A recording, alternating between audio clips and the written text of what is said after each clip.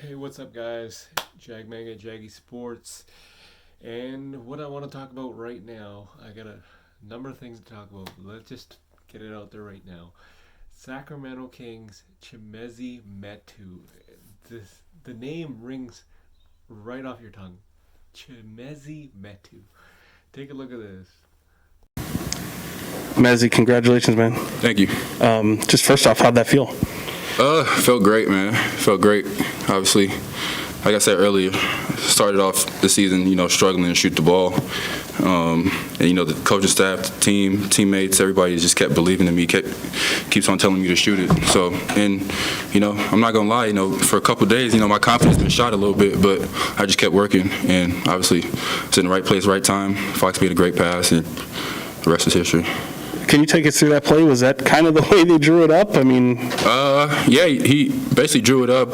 He had two guys cutting off of Fox, and he caught it. He was gonna go downhill.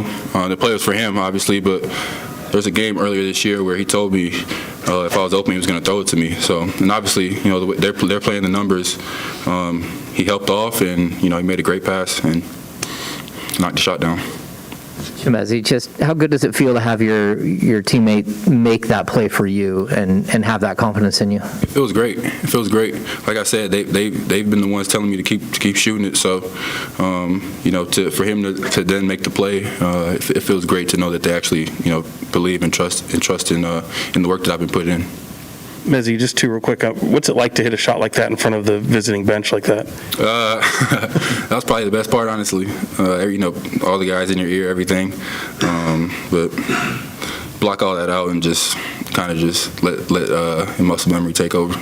And a second ago, you mentioned about kind of losing some confidence. I think those are the words you just used. I mean, what kind of alluded to that? What's kind of the feeling when that's happening, and then to hit a shot like this, is it just completely evaporate? A little bit, honestly. Like I said, I just kept believing in myself, kept putting the work in. Obviously, I just keep going in the gym and keep shooting. I feel like, even though I've been struggling, in workouts and everything, I feel like I've been shooting the ball pretty well. And even in the games, they feel good. So it's just a matter of time of the tide turning and shots starting to fall for me. Mezzy, congrats, man. I missed the first minute here maybe, but just what was that like for you to kind of be embraced by your teammates like that, hear the arena just explode the way it did? It was great. It was great. It was a great moment. Probably, since I've been in the league for sure, one of the best moments that I've had. I love my teammates, and I know they feel the same way about me, and for us to go out there and grind out it felt good.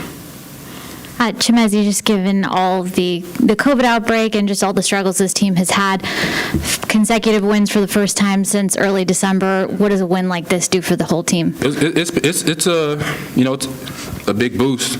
Obviously, approaching the end of the year. Obviously want to finish it off strong. We play them again, the last day of the year. So we just have to take this momentum, carry it over, and hopefully it's the start of, something big for us. Because I feel like guys have been, sacrificing a lot, and we're still believing. Obviously, we have a goal, and we still feel like we can achieve that goal. So I feel like this is a huge boost. Chimezie, I just want to know, before the Kings last time out, the guy who really believes in you guys as players, and that's Alvin Gentry. What did he say to you guys? Anything significant, inspiring? Nah, he just drew the play up.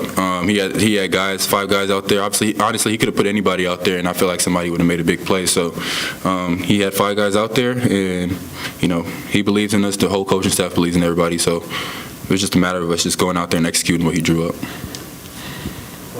Mezzy, obviously the game winner was a big deal, but you also pulled down 8 boards tonight, and in about 20 minutes here, the whole team really did a good job rebounding. How much of that was an emphasis going into the night, and how big of an impact was that?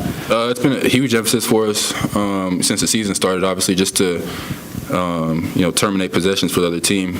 Some games, there's been a lot of games where we've given up a lot of offensive rebounds. So, and I feel like the last few games, D. Jones, Marv, myself, we've all kind of giving the team a huge boost in that area. So it's just a matter of us just keeping everything going.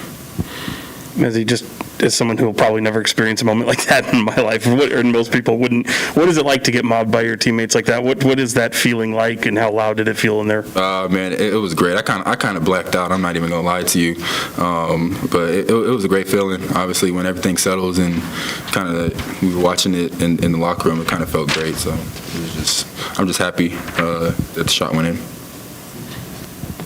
Just one question. That third quarter, there were some really crazy turnovers. I think you had 5 in the first half and 7 critical ones in the third quarter there, Chimezie. Were you guys talking about, taking care of that ball a little bit better? Yeah.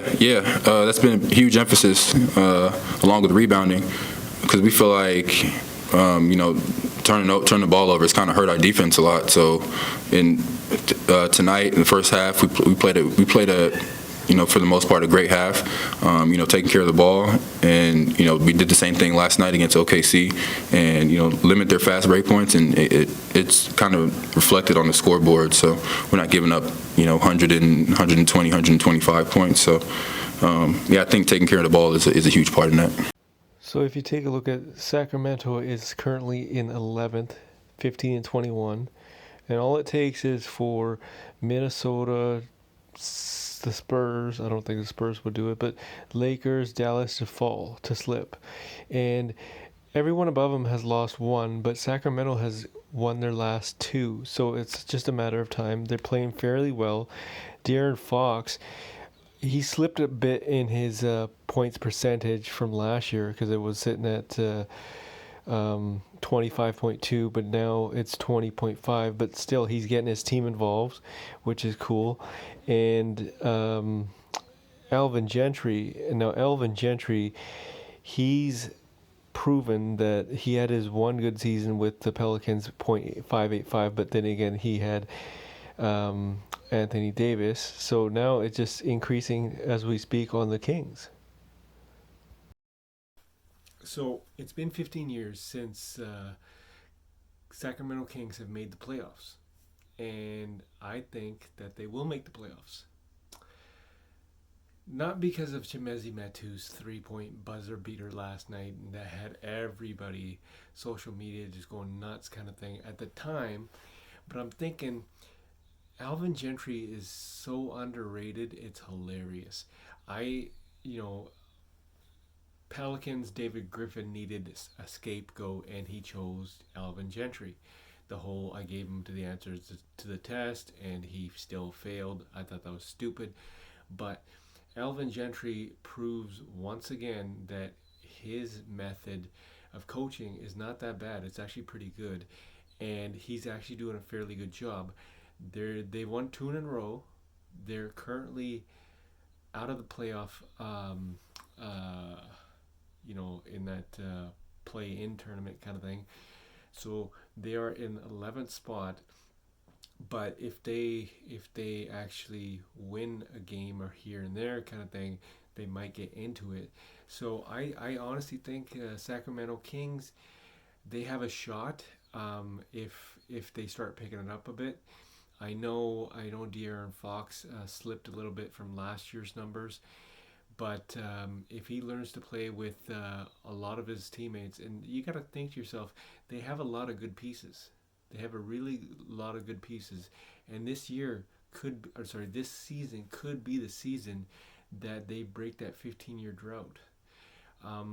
Like I said, they've been in the draft lottery more than they have in the playoff picture, and 15 years, that's a long time. So I think the last time was 2005, 2006 when Ron Artest, otherwise known now as Meta World Peace, was on the Sacramento Kings. If I'm not mistaken, I'm pretty sure that was the year that they went to the playoffs.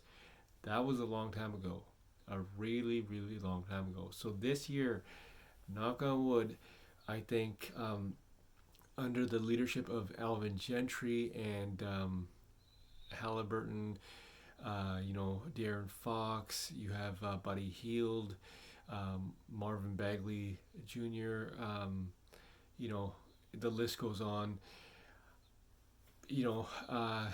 Say what you want about him, but Tristan Thompson on the basketball court, He can actually play a lot of good basketball.